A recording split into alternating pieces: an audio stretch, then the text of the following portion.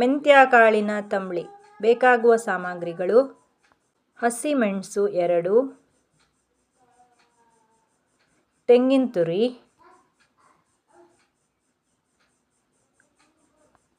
ಮೊಸರು ಅಥವಾ ಮಜ್ಜಿಗೆ, ಉಪ್ಪು,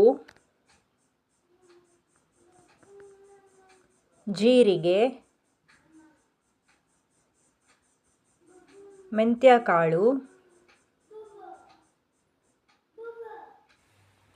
ಮಾಡುವ ವಿಧಾನ: ಮೆಂತ್ಯ ಕಾಳು 1 ಚಮಚದಷ್ಟು ತೆಗೆದುಕೊಂಡು ಅದಕ್ಕೆ ಸ್ವಲ್ಪ ಜೀರಿಗೆಯನ್ನು ಸೇರಿಸಿ 1 ಚಮಚ ತುಪ್ಪವನ್ನು ಹಾಕಿ ಚೆನ್ನಾಗಿ ಹುರಿದುಕೊಳ್ಳಬೇಕು. ಹಸಿ ವಾಸನೆ ಹೋಗುವವರೆಗೆ ಚೆನ್ನಾಗಿ ಹುರಿದುಕೊಂಡು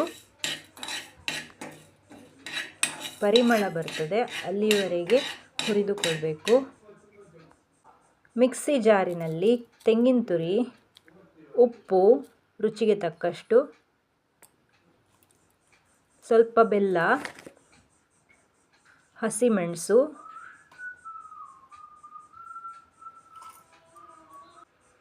ಮತ್ತು ಹುರಿದುಕೊಂಡಿರುವಂಥ ಮೆಂತ್ಯ ಕಾಳು, ಸ್ವಲ್ಪ ನೀರು ನುಣ್ಣಗೆ ರುಬ್ಬಿಕೊಂಡು ಒಂದು ಬಾಣಲೆಗೆ ಹಾಕಿಕೊಳ್ಳಬೇಕು. ನಂತರ ಅದಕ್ಕೆ ಸ್ವಲ್ಪ ಮಜ್ಜಿಗೆಯನ್ನು ಸೇರಿಸಿ, ಮಜ್ಜಿಗೆ ಅಥವಾ ಮೊಸರು ಸೇರಿಸಿಕೊಳ್ಬೇಕು. ಈಗ ತಂಬಳಿ ರೆಡಿ.